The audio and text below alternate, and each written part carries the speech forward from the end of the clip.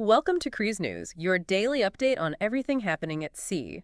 Visit cruisenews.io to see today's stories and sign up for email alerts. Today, we are looking at the business mechanics behind a rapidly polarizing cruise industry. Right, we have data illustrating two completely different approaches to the vacation market right now. Exactly. First, we are examining the massive scale of private destination growth. We'll be analyzing the operational logistics required to manage tens of thousands of passengers in a single port. And then we look at the complete opposite end of the spectrum with the emergence of hyper-curated, highly restricted themed vacation experiences. Yeah, and finally, we'll break down aggressive new cost structuring strategies aimed squarely at the family cruise market. So, looking at the mass market infrastructure first, Carnival Cruise Line just marked the one-year anniversary of Celebration Key. Yes, their massive exclusive destination on Grand Bahama. It originally opened on July 19, 2025. Right. And the anniversary itself featured calls from both the Carnival Conquest and the Carnival Freedom. They had a Junkanoo performance, scavenger hunts, and a giant cake at the entrance. Which is fun, but, setting the celebration aside, this anniversary gives us a full year of operational data, and we can really start to understand the sheer volume of this project. The volume is staggering. I mean, we are looking at a $600 million development. Wow. Yeah. In its very first year of operation, Celebration Key welcomed 2.4 million guests. And to really understand the velocity of that throughput, they crossed the 1 million guest mark in December 2025. That was just 5 months after it opened its doors. Exactly. Moving that many people requires an industrial level of logistical precision. Right, and to put that throughput into perspective, the site supports approximately 1,000 year-round local jobs. And Carnival stated that more than 80% of the food and retail operators on site are locally owned. That 80% figure represents a significant shift in how cruise lines integrate with local economies. We actually have the specific names of some of those Bahamian operators. Like Bahama Mama Seafood Pit. Yes, and Flippin' Fritters and Mini Donut King. Looking at the transaction volume, Mini Donut King alone served more than 400,000 sweet treats in that first year. Which means a single local vendor is processing well over 1,000 transactions every single day. Right, fueled entirely by the cruise line's capacity to deliver foot traffic. Amidst all of that daily foot traffic and noise, there's a highly specific operational detail that caught my eye. Celebration Key became the world's first cruise destination to earn sensory-inclusive certification through Culture City. Yeah, achieving that certification at this scale requires deploying specific sensory support tools. They have sensory bags equipped with noise-canceling headphones, fidget tools, cue cards, and weighted lap pads. But it also requires comprehensive staff training, right? Absolutely.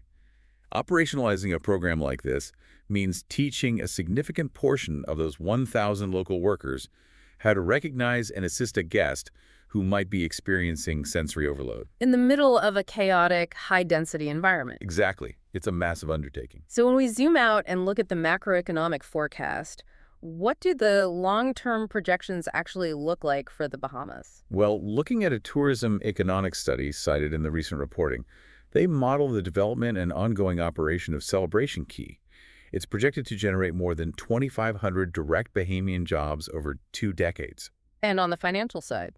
The study projects $3.2 billion in incremental government revenue and $9.7 billion in incremental GDP impact over that same 20-year period. Glenys Hannah Martin, the Bahamas Minister of Tourism, specifically stated that the government's priority is ensuring investments of this scale create meaningful opportunities for Bahamian businesses. Right, to deliver lasting economic benefits rather than just serving as a closed-loop profit center for the cruise line. And Carnival is already expanding the physical capacity to capture more of that volume. They recently completed a pier extension ahead of schedule, which added 2 new berths to the original 2-berth facility, bringing the total daily capacity to 4 ships and more than 13,000 guests simultaneously. Wow, 13,000. Yeah, Carnival Corporation's CEO, Josh Weinstein, stated that finishing the extension ahead of schedule provides a jump on meeting extraordinary demand. Which fundamentally alters their deployment strategy for year 2. Carnival Corporation is now projecting roughly 3.5 million visits in the second year. Yeah, right now, 20 different Carnival Cruise Line ships call it Celebration Key. But this expanded pier allows for broader integration across the corporation's other brands. Like the Star Princess. Exactly, which is scheduled to arrive on November 1st, 2026, followed by the Ada Diva on November 9th. Moving forward, the Caribbean Princess, Regal Princess, Sky Princess, and Sun Princess are expected on the itineraries, along with the Ada Luna. Coordinating arrivals and provisioning for multiple distinct brands at a single facility is just a massive logistical undertaking. It is.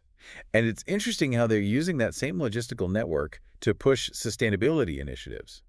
The anniversary marks the rollout of the leftover food donation program in the Bahamas. Right, utilizing those calls from the Carnival Freedom and Carnival Conquest. The cruise safely packaged and delivered more than 318 pounds of prepared, unserved meals ashore. Those donations were directed to the Grand Bahama Children's Home and the Urban Renewal Authority for local distribution. That's great. Yeah, and this ties directly into Carnival Corporation's global strategy to achieve a 50% food waste reduction by 2030. I do want to push back a bit on this narrative of seamless expansion, though. Okay. The reporting cites a piece from the Dan Street, which highlighted specific passenger crowding concerns regarding this new 4-berth capacity. Right, the volume issue. Exactly. If 3 and 4 ship days are going to become the routine standard by September 2026, there are real questions about the pressure on the pools, the seating, and the overall guest experience. That is a fair point. And notably, Carnival's official pier announcement didn't address those crowding concerns at all. So how does the current landside infrastructure support 13,000 passengers at once without degrading the experience? Well, the counterbalance to that crowding concern lies in the site's undeveloped footprint. Right now, the first phase of Celebration Key occupies only 68 acres. Okay. But the total site is 379 acres. Josh Weinstein noted that Carnival expects to discuss possible landside expansion in the latter half of the decade.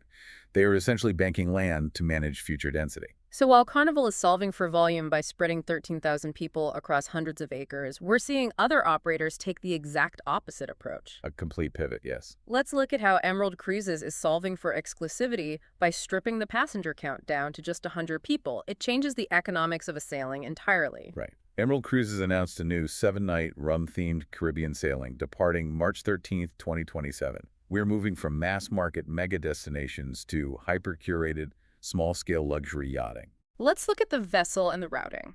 This sailing takes place aboard the Emerald Sakara. It's a 100-guest yacht that joined their ocean fleet in 2023, following its sister ship, the Emerald Azura.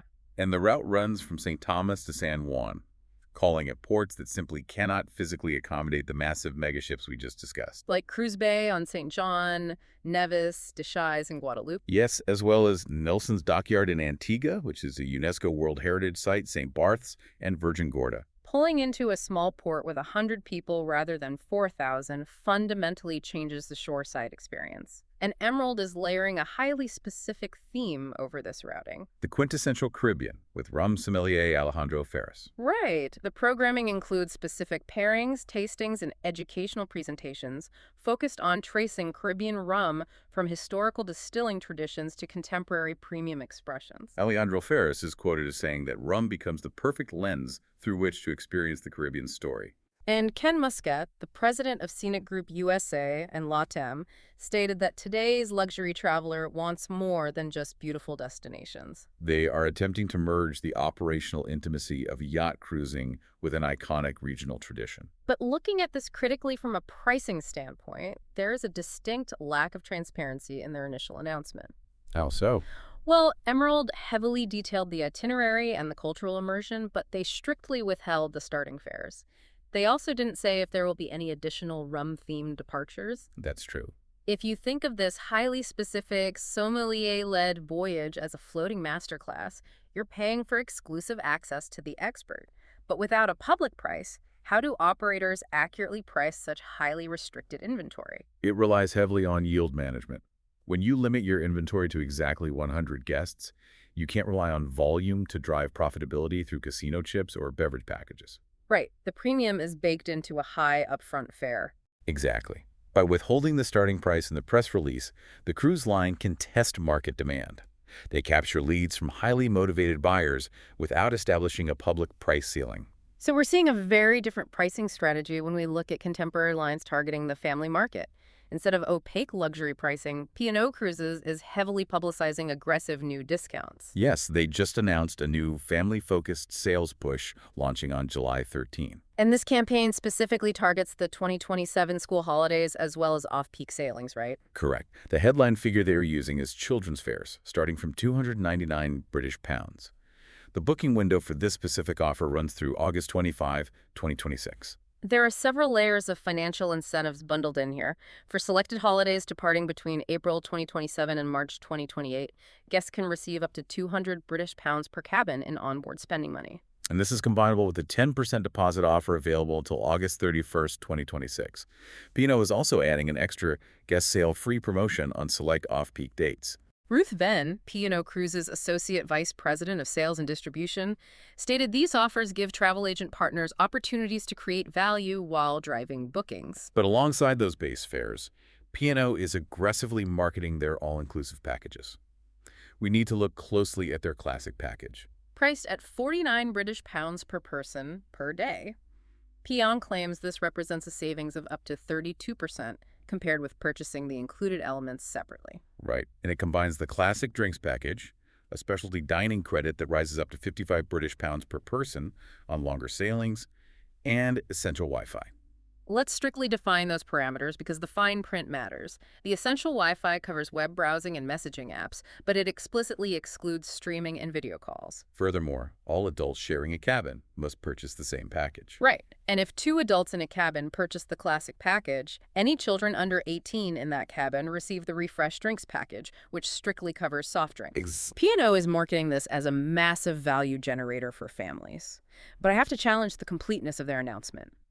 First, they completely failed to disclose which specific ships or itineraries are actually eligible for these 299-pound fares. Right, the eligible routing isn't public yet. Without knowing that, it's impossible for you to calculate the true market value. And secondly, mandating that every adult in the cabin buys a 49-pound per day package and intentionally throttling the Wi-Fi so you can't stream. It feels restrictive. It really does. Does this genuinely alleviate family travel costs, or is this just a rigid bundling strategy designed to lock in revenue before the passenger ever steps aboard? It is absolutely a strategy focused on baseline revenue protection. By mandating that all adults in a cabin purchase the package, P&O ensures a guaranteed daily yield of 98 British pounds per 2 adult cabin. Before you even factor in the children. Right. As for the Wi-Fi, providing satellite internet to a ship at sea is incredibly expensive. Excluding streaming and video calls is a direct method of managing those satellite bandwidth costs. Families who want high bandwidth access for their kids will likely be forced to upgrade, generating further ancillary revenue for the line. So, while that 32% savings might be technically accurate, that rigid bundling strategy guarantees the cruise line a much higher, completely predictable minimum spend per family. When you synthesize all of today's news, the cruise industry is presenting 2 very divergent futures. You have massive corporations investing hundreds of millions into high-capacity mega destinations like Celebration Key. Engineering the daily logistics for 13,000 passengers. Right. And on the exact opposite side, the market is fragmenting into 100-passenger, hyper-niche cultural yacht sailings, focusing on extreme intimacy and undisclosed premium pricing. It suggests a rapidly polarizing vacation market, where mass market scale and ultra-boutique exclusivity are both thriving, which leaves you to consider what happens to the traditional middle ground of cruising. Thanks for listening to Cruise News. Visit cruisenews.io to catch up on the latest updates and sign up for free email alerts.